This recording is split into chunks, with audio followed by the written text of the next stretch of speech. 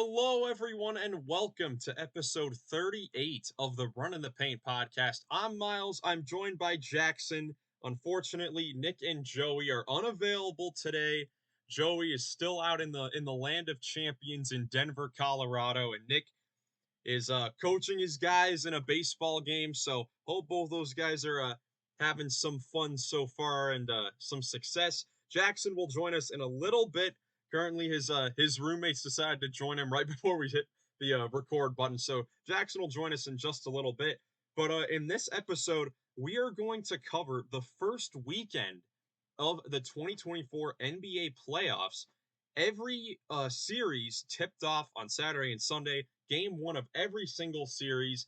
And there's a lot to take away from all of these games. So we're going to get right into it. We're going to cover every series and we'll, I guess, go in the order of which each game took place in. So starting out, the first game on Saturday was the Orlando Magic and the Cleveland Cavaliers in game one.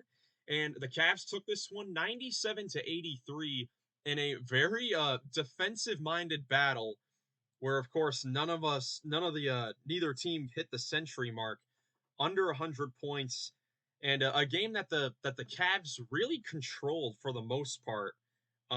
For virtually the entire game, they got off to a hot start. They made their first 5 3-pointers, including a couple from Evan Mobley, which were huge to start the game.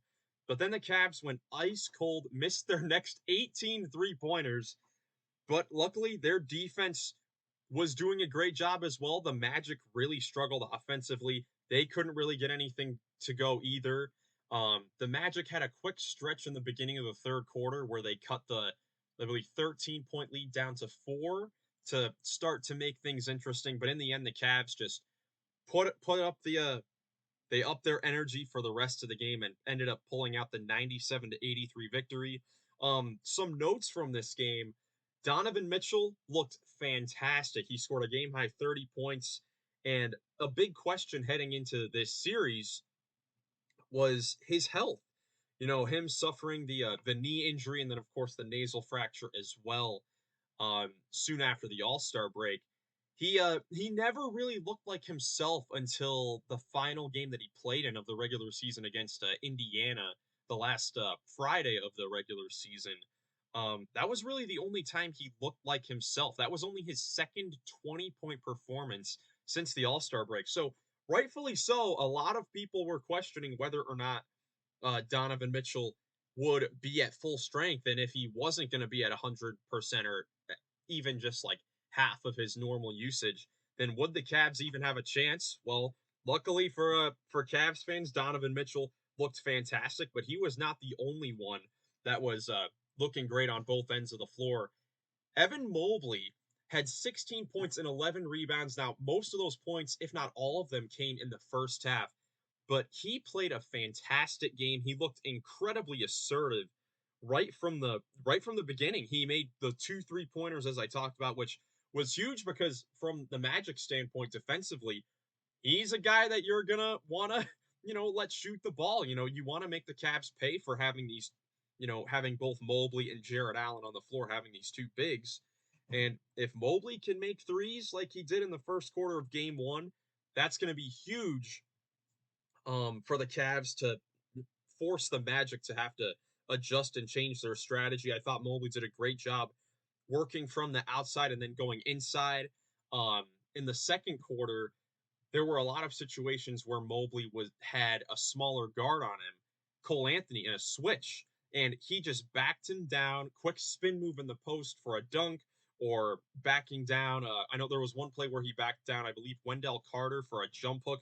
Those were super efficient plays, and he just really looked fantastic. Had 3 blocks as well. Jarrett Allen was a beast on the boards, grabbed 18 rebounds. You got Mobley and Allen combining for 32 points and 29 rebounds. This is exactly what we did not see from those two in the Knicks series last year. And now, while there were a lot of rebounds out there because the Magic and Cavs both missed a bunch of shots, having all those rebounds was fantastic. I thought that the Cavs role players also did a great job stepping in. Like Max Strus, he only made 1 3 and he had 5 turnovers. but I thought that his 9 rebounds were huge because another thing that the Cavs were missing last year was help on the boards. And this Orlando Magic team, similar to the New York Knicks last year and this year, the Magic do a great job of really rebounding as a team. I mean, when you look at the Magic roster, there's not a whole lot of, elite great rebounders, but they do it collectively. Their guards do a great job crashing the boards, and then their best players, Franz Wagner and Paolo Banchero, do a great job crashing the boards as well. So getting 9 rebounds from Max Strus from that wing position is huge. And then off the bench, George Niang and Isaac Okoro, I thought were terrific defensively, provided a lot of toughness.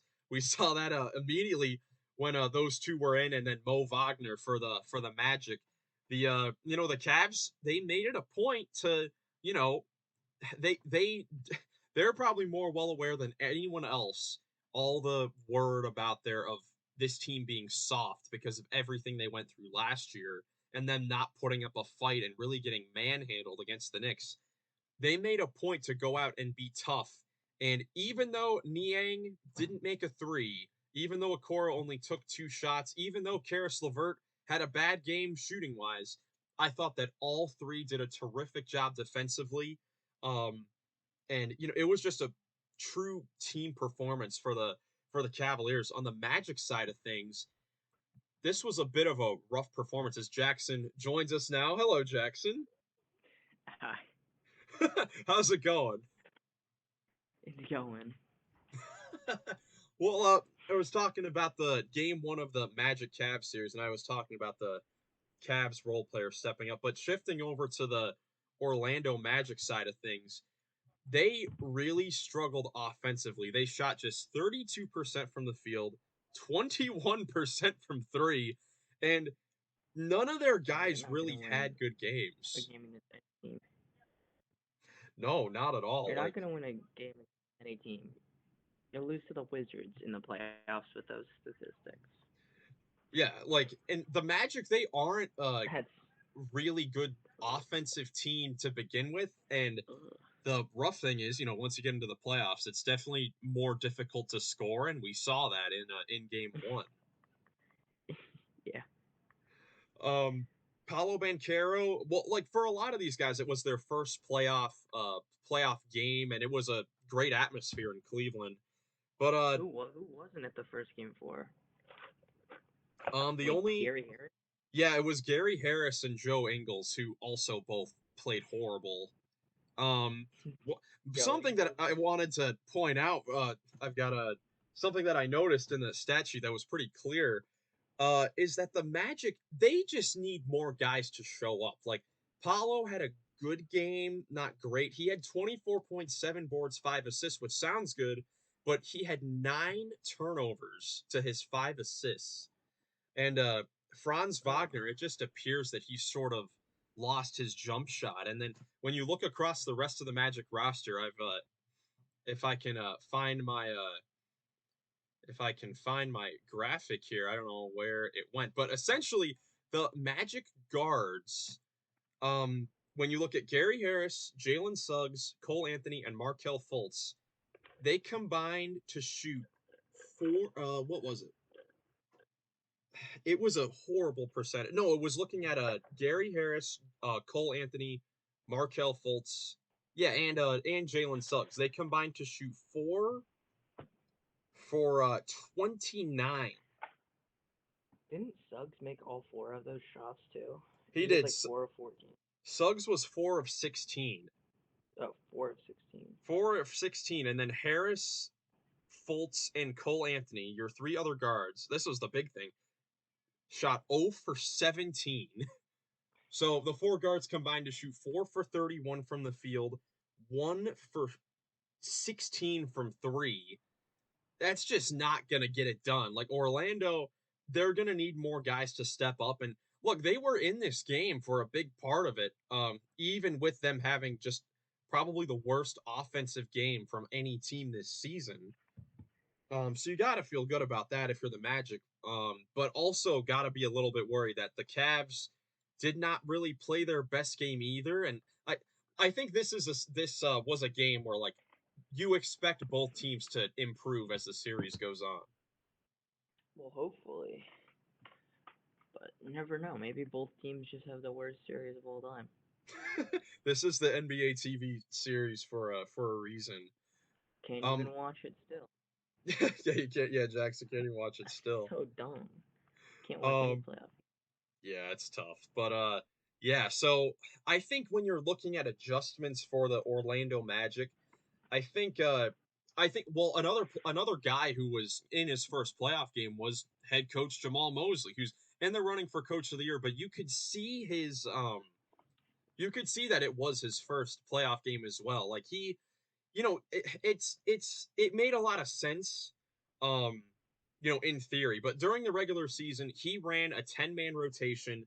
The Magic do have a lot of solid depth, but when you're in the playoffs, you need to shorten up that rotation a little bit. I don't Gotta think you trim can it to play like 10 eight. guys.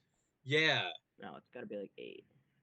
like specifically, I don't think for the Magic that Markelle Fultz is a guy that you can play in this series. I don't think that he does enough offensively for him to warrant being out on the floor. I think the Magic have enough defense as we saw in game 1, but they just need guys to get going offensively.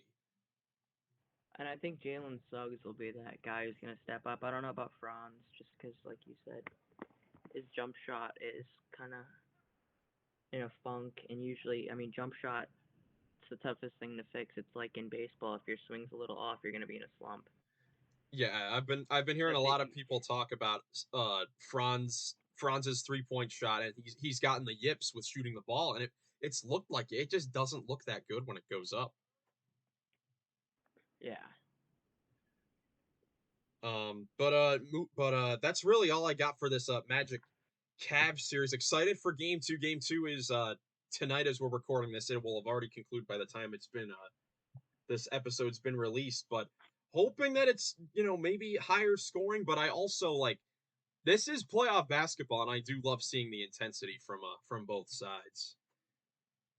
Um, Moving on, we'll go to the next game of the day, shifting over to the Western Conference with maybe the most shocking outcome of the weekend for most people. Probably not for Jackson, with the Minnesota Timberwolves blowing out the Phoenix Suns 120 to Love it. 95. Love it. Uh, this was Love it. I was very, very shocked by this. I was not expecting this whatsoever. We all came in. Well, besides I Jackson, was. that we were saying that we felt that the Phoenix Suns were the worst possible matchup for the Minnesota Timberwolves, and it that just was not the case in game 1, and it was led by Anthony Edwards, who went cooking in game 1. He it didn't matter who the Suns put on him. Devin Booker, Anthony Edwards was going to school. Devin Booker was not. We might get to that later. But Anthony Edwards with 33 points, 9 boards, and 6 assists. Um, and the highlight of maybe the playoffs, probably the thing that was shown the most on social media was after Anthony Edwards had made a few back-to-back threes over his childhood idol, Kevin Durant. The two were talking trash down the floor. And that was just a lot of fun to see those two competitors go at it. Well, it was like Kermit Wilts. He's the Kermit Wilts character to a T. If anyone's seen the Hustle movie with him and Wancho. Juancho. Yeah, but I think the big thing when you look at this game for the Timberwolves, like yes, Anthony Edwards played fantastic, but their role players stepped up in a huge way. Carl Anthony Towns looks solid. Not that he's a role player, but he in the He's two a role games player. since coming back from injury, he had struggled shooting the ball. Had 19.7 boards, 4 assists. But looking at the real role players, Jaden McDaniels was fantastic as usual defensively guarding, whoever it was on the other end. Nikhil Alexander And can't forget, Walker we have Jaden McDaniels. Nikhil Alexander Walker may have been the MVP of the role players in this game, scoring 18 big points off the bench. Naz Reid was good. He did what he usually does, including a ridiculous jelly reverse layup. That was insane.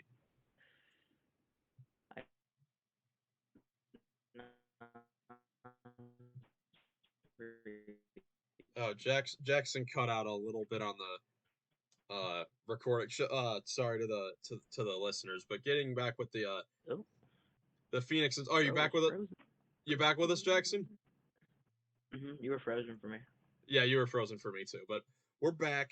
When you look at the Phoenix Suns, Kevin Durant had a very, very good game offensively. He was making some tough shots. He had 31 points, but his role guys really didn't step up, and not even just his role guys. Devin Booker, everyone's talking about the 5 for 16 from the field. Bradley Beal only taking 10 shots.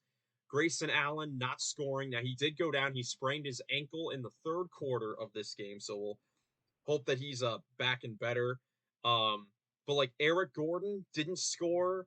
Grayson Allen didn't hit a shot, as I said. Yusuf Nurkic was okay, not great, but they just did not get enough production that we've seen from this team against the Timberwolves all season. And you've got to give all the credit to the Timberwolves defense because they were as advertised. Rudy. And yeah, I want to give a lot of flowers to Rudy Gobert, who I have probably been the most critical of his defense in the past in the playoffs. He came to play in game one, whether it was perimeter or right at the basket. He was making things so difficult for the Phoenix Suns, and they did a great job adjusting. Like normally with Rudy Gobert, because he's such an elite rim protector, they have him in a drop coverage on, pick and rolls and stuff on handoffs. They had him up to stop Booker, Beal, and Durant from getting easy looks in the mid range, and it was fantastic. This may have been Rudy. This is definitely one of Rudy Gobert's best defensive playoff games in years. So shout out to Rudy, man. I love Rudy. Um, but yeah, just No great, one great can really performance from overrate the. it. It's a great performance from the Timberwolves. I'm excited to see how the Suns will counter this for Game 2 because They're I'm not countering anything. they will definitely come back and respond. I'm not expecting back-to-back performances like this from Devin Booker. Get the Um, brooms out, baby. Get the brooms Brooms, out. brooms. Oh my goodness gracious. Uh, but yeah, I said it before, I'm I'll say it excited again. to. What was that?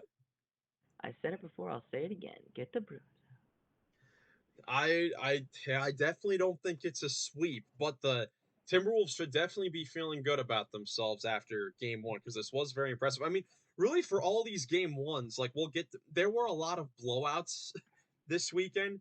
Every team that won is probably like, oh my gosh, we're totally gonna win the series, and everyone who lost is like, oh my gosh, we're gonna get swept. Like it comes down to adjustments. It's a game to game thing, so we'll see how the Suns can counter this from the Timberwolves. We'll see if maybe they probably will elect to start Royce O'Neal maybe in game 2 if Grayson Allen isn't available, and that's another perimeter defender that you can try to guard with put on Anthony Edwards. But we shall see. It was that was a very very impressive I'm gonna performance need a by the Ford Minnesota truck to Timberwolves. stop ants. Gonna They need need to they need a bring out truck. the league. Oh my goodness. Next game we'll go to the Sixers Knicks game, and this was the best game in the Eastern Conference. And the best game on Saturday. Extremely close down the stretch, but the Knicks end up pulling out the victory 111 to 104. I mean, the first thing that we got to talk about, I know Jackson is gonna go crazy over Joel Embiid, but that is where we have to start with Joel Embiid. He came out and looked fantastic from the start of this game. On Wednesday in the playing game against Miami that the Sixers won to get the 7th seed. Embiid definitely did not look like himself. Um, but he just looked fantastic in the first quarter of game 1. And unfortunately in the second quarter after this unbelievable off the backboard to himself dunk, he goes down grabbing the same knee that he just had surgically repaired a few months ago, and immediately, like every if you're a basketball fan, most basketball fans out there, unless you're a New York Knicks fan or Sixers hater, are just worried as heck that Joel Embiid is going to be out for a long, long time. But he returned in the second half. Um, did not look like himself, but he still provided a spark. He finished with 29 points, 8 rebounds, and 6 assists as Jackson is frozen on my end. But his he just did not look like himself. He was reverting to the things that he was doing in the Sixers game. I think is Jackson back? Can't tell if he's back. But in the fourth quarter, when it came down to it, when this was a super close game, Joel Embiid had to settle for jump shots because he hurt his knee and he was leaving it all out on the floor. And you have to give him a lot of credit. He was getting to the free throw line a lot on legitimate fouls. I know the foul baiting is a big thing with Embiid, but he always gets to the free throw line. He doesn't deserve any calls. But Tyrese Maxey was fantastic in this game as well. That's really why the Sixers were still close in this even with Embiid struggling. I mean, the losers of this game, the players that really lost this for the Sixers, were their bench. Embiid was a plus 14 in a 7-point loss. So they were outscored by 21 points in the 11 minutes that he wasn't in the game. And this is where the bench for the New York Knicks really thrived when you look at really all three guys that came off the bench for the Knicks. Bojan Bogdanovic, he started his Knicks tenure a little bit cold. He was trying to get adjusted. He played a great game one, 13.7 boards. Mitchell Robinson was back to his normal self. He closed the game, played 30 minutes, had 12 boards and 4 blocks. But Deuce McBride, man, 21 points, 5 3-pointers. He has improved so much since he first came into the league. And the three of those guys, along with Josh Hart, making some big 3-pointers in the fourth quarter and, always being a great hustler on the boards, they helped the Knicks pull out a victory in a game where Jalen Brunson really struggled from the field, going 8 for 26. He really wasn't able to get much going. The 76ers did a great job of defending him with Kelly Oubre on him. And, the other guys stepped up. OG Anunoby had a big 3-pointer. Josh Hart had the 3 in the fourth quarter. I just couldn't believe that the Knicks made all those key shots down the stretch, and they pull out the game one, and that's going to be huge going into the rest of this series because I know heading into game 2 tonight, Tyrese Maxey is questionable for the Sixers with an illness, and that does not bode good things for the 76ers with Maxey not going to be at 100%. Same with Embiid. Jackson's going to say get the brooms out for all these series. Nope, just the ones I predicted the sweeps for that I'm still right about. But yeah, which was the Timberwolves and the Knicks. There's another one, right? What, the Clippers? We went the Clippers later. Was there another one? Well, no, I didn't. I picked the Mavericks to win.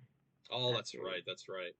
But just big time for the Sixers to pick up, or for the Knicks to pick up that victory. And another big thing too that was a big difference in the game was the hustle stats. When you look at these key numbers that really wins you games, fast break points, the Knicks 27-11, second chance points 26-8, and then the boards, the Knicks out-rebounded the Sixers 55-33. And then the offensive rebounds was 23-9 in favor of the Knicks. And it was coming from everywhere. You had 5 offensive rebounds from Hartenstein, and Brunson too. Brunson was doing a great job on the boards, and then Mitchell Robinson doing his thing had 7 offensive rebounds. Josh Hart as well. So you would think Embiid would be able to rebound people because he's so big and strong. Well, he was injured. He's a wussy. Oh my goodness gracious! But we'll see if the Sixers can. We'll see how the Sixers can respond to this loss. I mean, definitely difficult, but they're just going to need to play better. I know Tobias Harris.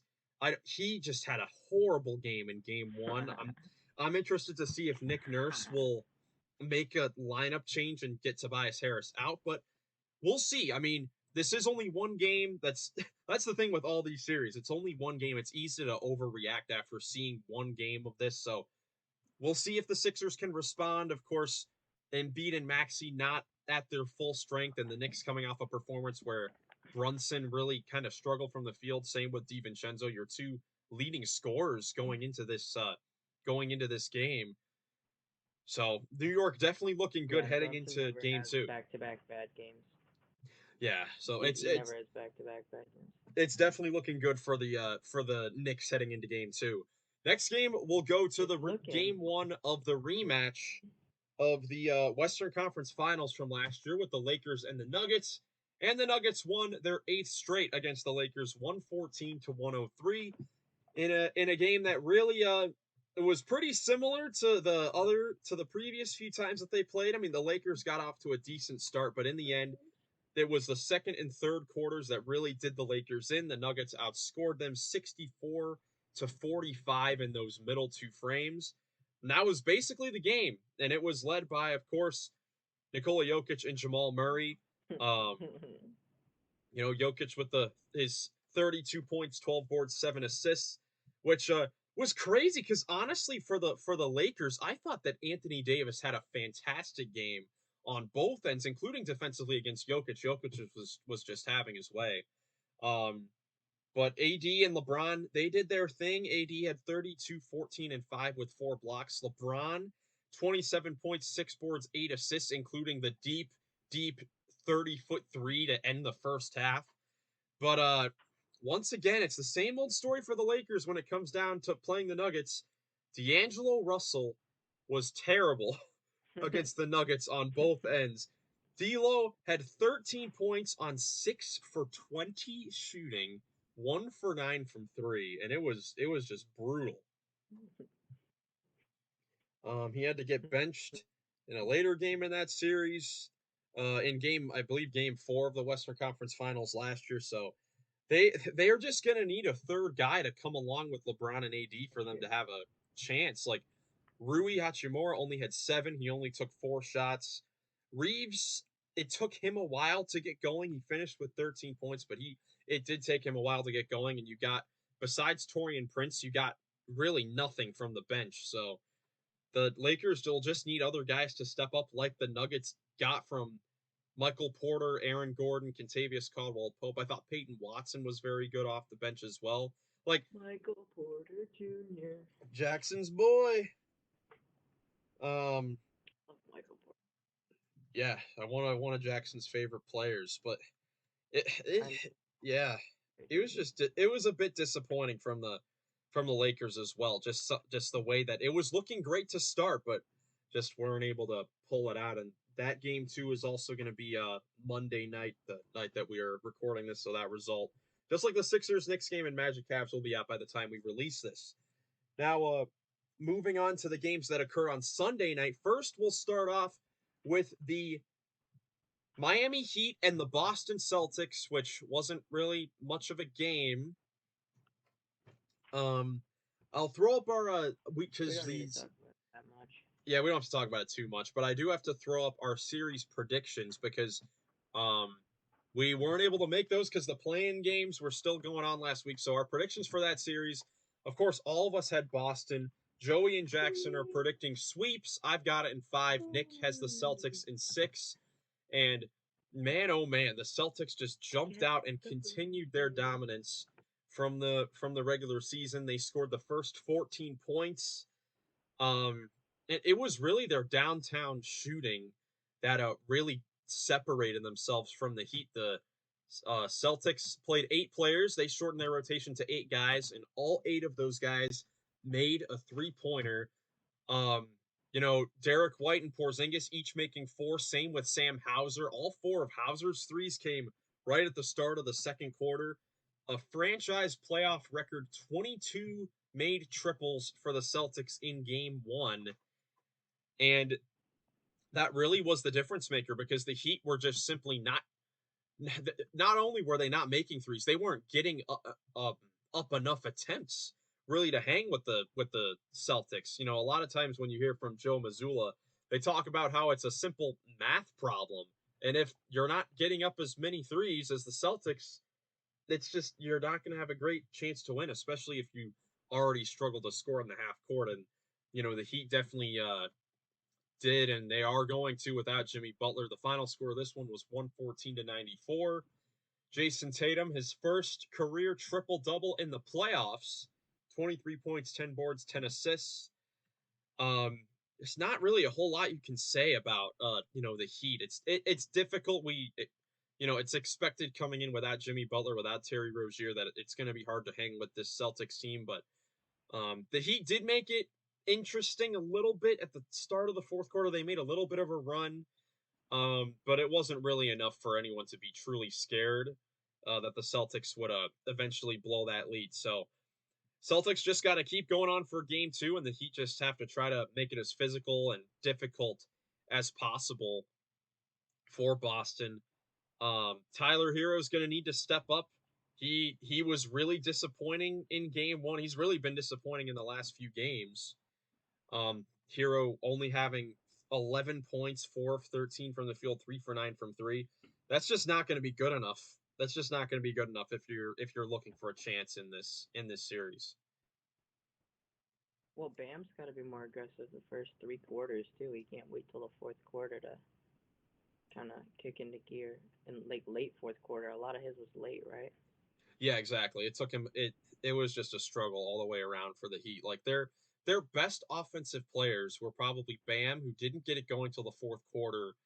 Jaime Jaquez in his first career playoff game, he looked solid. He had his moments where he didn't look that good, but for the most part, he was okay. And then He's a rookie.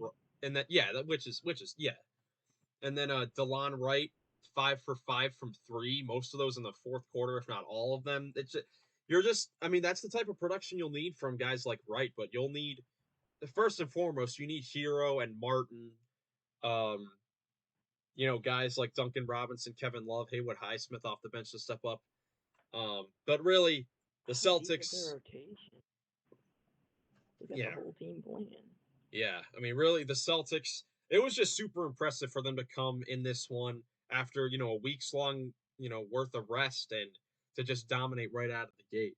Um, Moving on, another bit of a shocking result with the Dallas Mavericks and LA Clippers, with the Clippers pulling out the victory 109-97. But the game was really not that close. The Clippers came out in the first half and absolutely obliterated the Mavericks. Dallas scored just 30 points in the first half. They were down 29 after the first 2 quarters. And after yet again another run that to kind of make things interesting, the Clippers just pulled it out with no Kawhi Leonard. They just put the clamps on the Mavericks, and besides Luka and Kyrie, specifically in the third quarter, no one else got it going for the Mavericks. Luka and Kyrie combined for 64 of the 97 points for Dallas. When you look at the other side of things for the Clippers, they were led by James Harden, who does his typical thing in game ones by scoring 28 points and 8 assists. You got a playoff career game from Zubats, who scored 20 points, 15 rebounds. Still Paul, waiting for yeah, playoff Terrence Mann to come back. yeah. I mean, Terrence Mann was decent. Westbrook, was great off the bench. I thought he had 13 points, 4 boards, 4 assists, but his energy and defense was fantastic. Um, you know, looking at this game, it was just super surprising because a lot of people, both on this panel and in the media, when you take a look with no Kawhi Leonard, a lot of people had the Mavericks winning this series, and the Clippers making a statement coming out right out of the gate like that. It was just super super impressive. Yeah, I mean, I'm one of those people who thought the Mavericks were just gonna dominate this series, and after looking at everything and like watching the highlights from this game, I think the Clippers might have just cemented themselves as a very very scary team without Kawhi. So when Kawhi comes back, I feel like they're, in my eyes right now, they're the team that could take down the Nuggets the easiest. Either them or Minnesota, who looked really tough. So I think Denver might have some competition if teams are going to come out and play like this. Oh yeah, no question about it.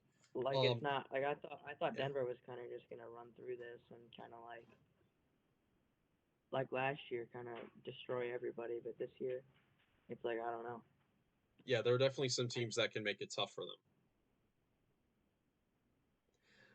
When looking at the Mavericks side of things, it's another similar thing that we talked about with the Sixers and the Magic in earlier games, where and the Suns, they need more guys to step up. I mean, the fact that Luka and Kyrie combined for like basically 2/3 of your scoring is ridiculous. You got um 3 points, or well, you got 3 points from Gafford, 3 points from Lively, 3 points from Kleber, 3 points for Exum. Tim Hardaway had 6 points. I know he was a hot six man of the year candidate to begin the year, but he's definitely cooled off. He's a guy that I'm not sure if I want to see much of in this series because he really struggles defensively, and Get if him, it's get and him it, off the floor. I know, like, because his defense really struggles, and if he's not, shooting the ball or getting up attempts and they're not going in, then there's nothing he does on the court that really validates him being out there. The only reason he's still employed is because Luca got injured a couple of times and he played pretty well. Yeah, pretty much. I mean, bro's not that good.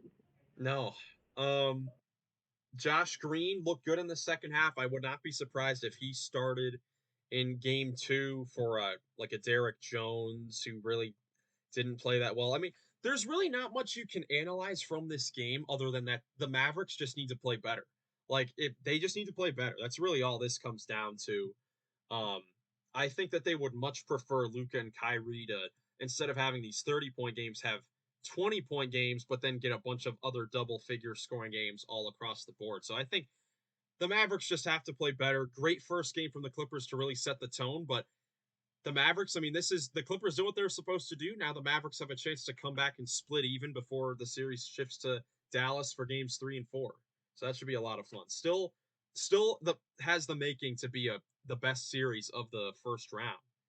Well, yeah, and I think Luca can have his 30-point game, and everyone still other people have those Yeah. double-digit scoring because he's still Luca. Like he's gonna be the one setting those people up. He could have 20 assists and have like 35 points still because Yeah. he's Luca. I mean, that's his thing.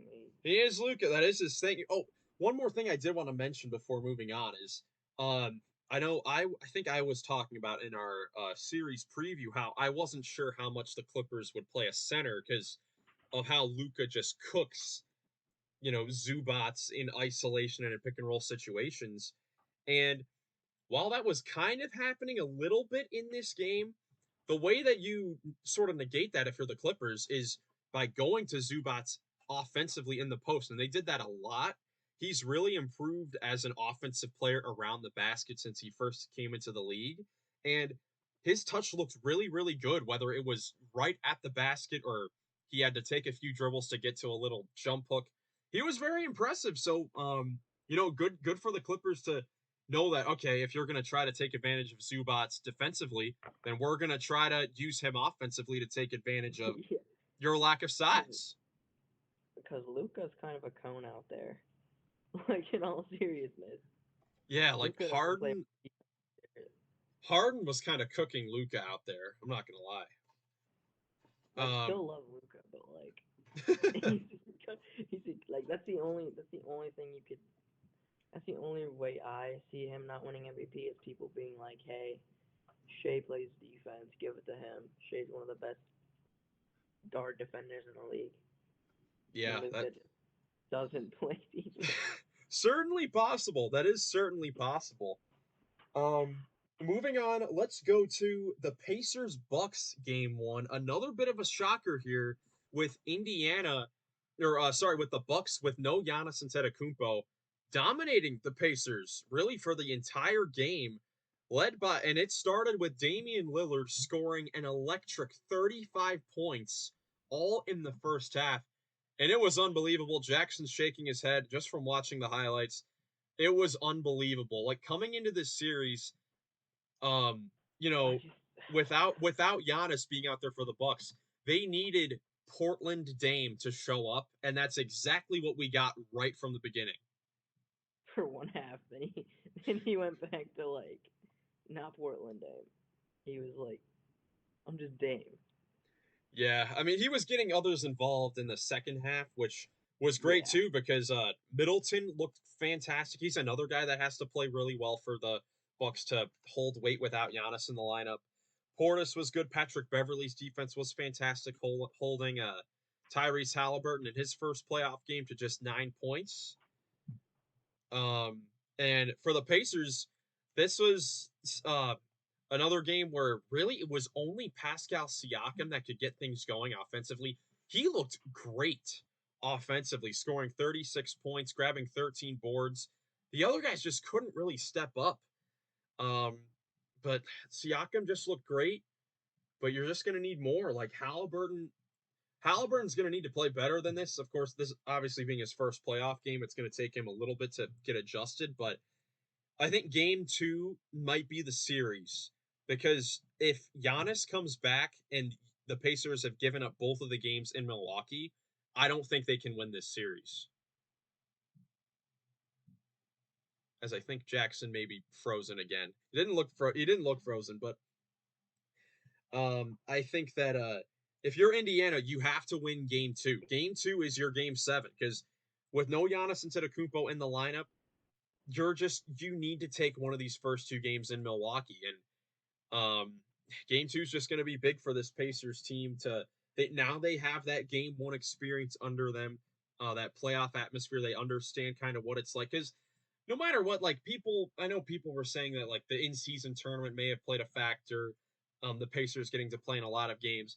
The No. postseason and the playoffs is a whole nother animal, and we saw that in game 1.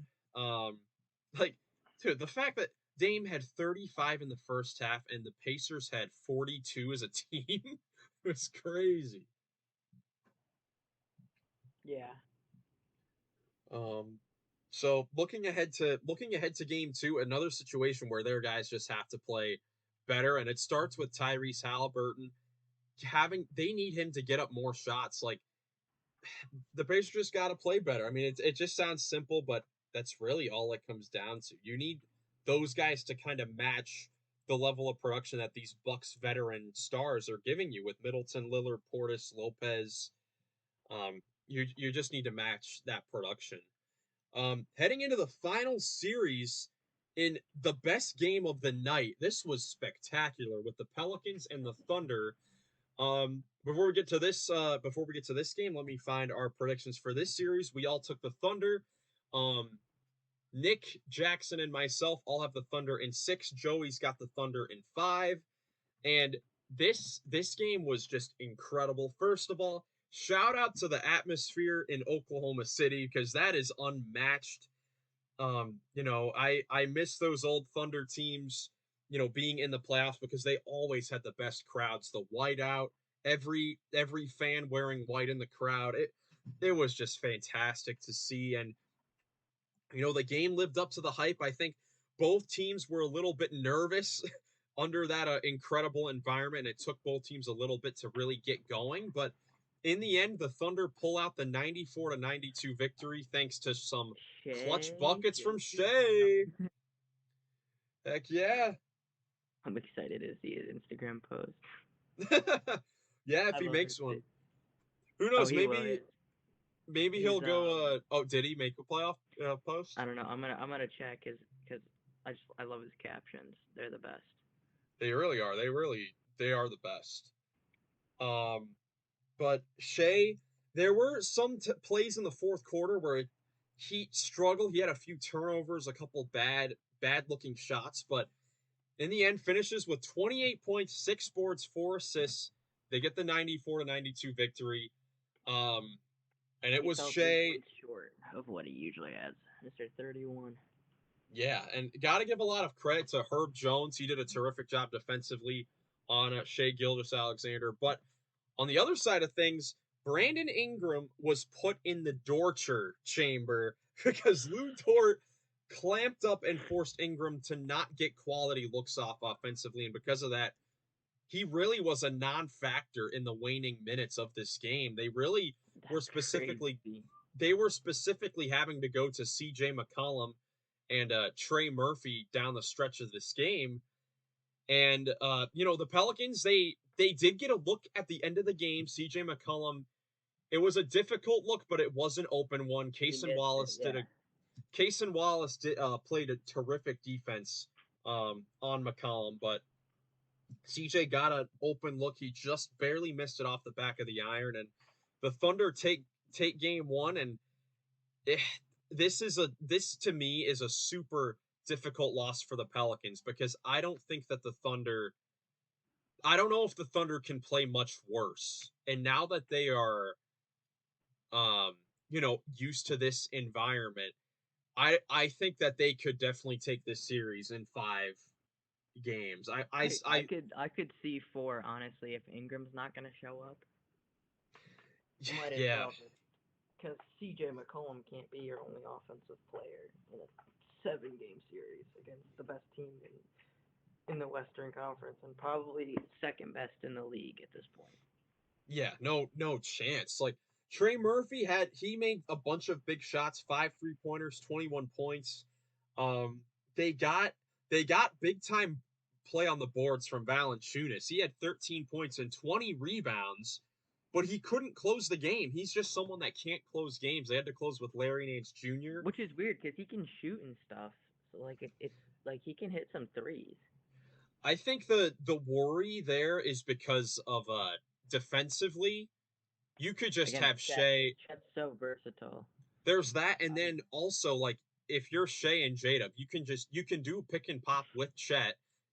Valanciunas is not gonna want to go to the 3-point line to get Chet or Yeah. guard Shea or Jada in one-on-one situations. Valanciunas is gonna get cooked either way. So that's why I don't think you can close games with him on the floor. How did J-Dub play? Did J-Dub J-Dub looked pretty good. I mean, 19.7 boards, 4 assists.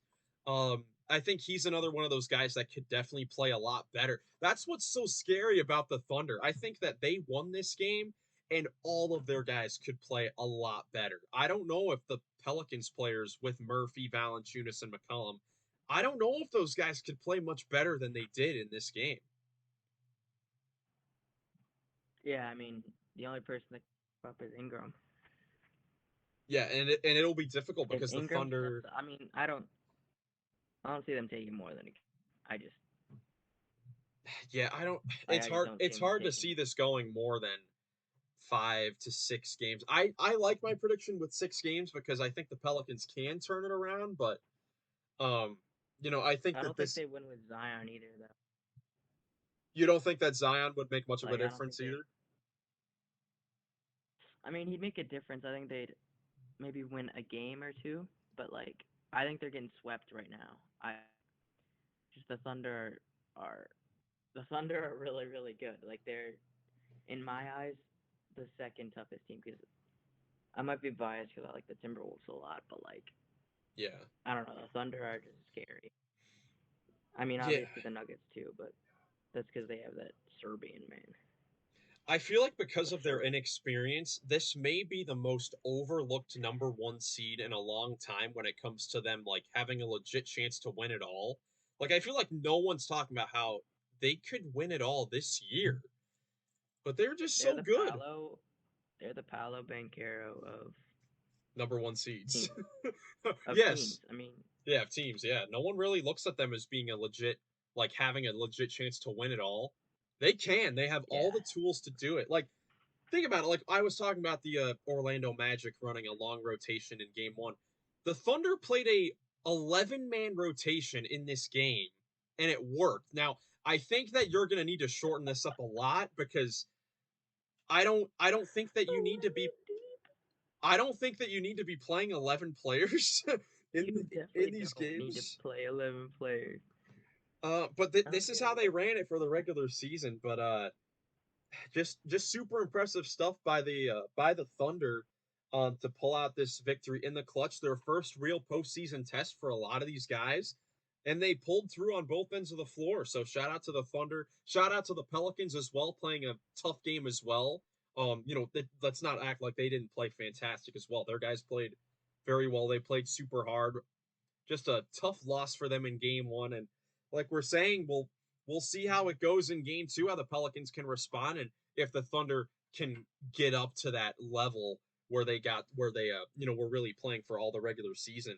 That's all the games. That's all the game one so far. It's going to be super fun to see how each of these teams respond. Um, Jackson, going forward, I guess first of all, are there any series predictions that you want to change after the first game? Clippers for sure. I think Okay. that Clippers series, because if Kawhi comes back, I think the Mavericks are gonna be even more cooked. I mean, James Harden might not play as well, but they'll have they'll have Kawhi to come in. I mean, we're talking about Kawhi, one of the best playoff performers of all time. At one point this season, you and me were both calling him the best player on the planet. Like, Yes. he's had his rest too. I mean, because Kawhi's the type of player, he comes back and he comes back like he never left. Yeah. Like, because he's just someone. If you let him get to his spots, that jump shot's still silky smooth. It's like Yeah. it doesn't. I mean, Yeah, I mean he definitely doesn't rely a lot on his athleticism. He's a very but he um still has a lot of it. he still has a lot of it as well. He's still going to play great on both ends of the floor when he comes back. That's not a horrible one. I still think the Mavericks can pull this out in 6 games. Yeah, I Um just feel a lot less confident. yeah, you definitely feel a lot less confident, especially after that. But I mean, you also think like I don't know if the Mavericks role players could play much worse than they did in game 1, so that's a positive, I guess, when you're looking at it from the Mavericks standpoint. Uh, for me, after game 1, I'm still confident that the Suns can beat the Timberwolves, but definitely not in 5 games now. Definitely not in 5 games. But I still think the Suns can pull this series out against the Timberwolves because I don't know if you can trust Sure. guys like Nikhil to have the games they did. Rudy Gobert played great in the first game. Now it's about doing it again and again and again. I'm excited to see how this series can definitely Said play out. with the Rudy hate. It's not hate, it's Rudy does legitimate. not We gotta see deserve hate. that he did it for one game. They played great for one game. Now we'll see if they can do it again. That game too will be tonight as this gets released for Minnesota. That'll be huge if the Timberwolves can go up 2-0 heading to Phoenix. That'll be huge for their chance to win this series. Does Phoenix have any home fans? Does Phoenix have any home fans? Like, I'm serious. Oh my Like, gosh. field advantage, is that even a thing for them? Minnesota definitely came out. They came out in game 1. I'm sure now all the Phoenix fans are going to go crazy now that you said this. Good. I look forward to it. Um, looking ahead I'll to never shy from beefing with some fans. looking ahead to all Phoenix fans. these individual game 2s, which series are you most, I guess, interested or intrigued with as far as adjustments go? Adjustments? I mean, Or it's like who can respond? like, which team can respond the best? Yes. I mean, It's a I difficult feel like question. Orlando could, because, I mean, if their guards start hitting shots, they'll be fine. Yeah, that's very very true. Simple but true. But I mean, other than them, I mean, the Mavericks also. I mean, just gotta have your role players show up. It can't just be Luka and Kyrie, because Luka's not LeBron and Kyrie's not 2016 Kyrie anymore. They're combined for 40 each, unfortunately. Yeah, They're unfortunately good, but not. like they don't have the players around them. They don't have J.R. Smith. Nah, No, they have. nah. I mean, Tim Hardaway Jr. in theory would be the J.R. Smith, but But he doesn't play defense. no, I don't know. Like we were saying before, I don't think that he's someone that can really play in this And he's series. and he's not a meme like J.R. No, he's not. Shout out to J.R. is the shout out to greatest meme J.R. in Smith, sports history. man. Shout He's out to golfing J.R. for Smith. my favorite UNC golf player. Always got love for J.R. Smith. Well, thank you guys so much for watching. Those are the quick takeaways from every single game 1. We will be back on Friday to see how some of these teams do respond. We'll be getting into some game threes at that time, which is going to be super, super fun. Thank you guys so much for watching. If you enjoyed, leave a like, subscribe for more NBA playoff coverage. Leave a comment with your thoughts of all these series. If your opinion has changed on any of these series after just one game. Hope you have a great rest of your day. Thank you so much for watching once again, and we'll catch you in the next one. Go Knicks.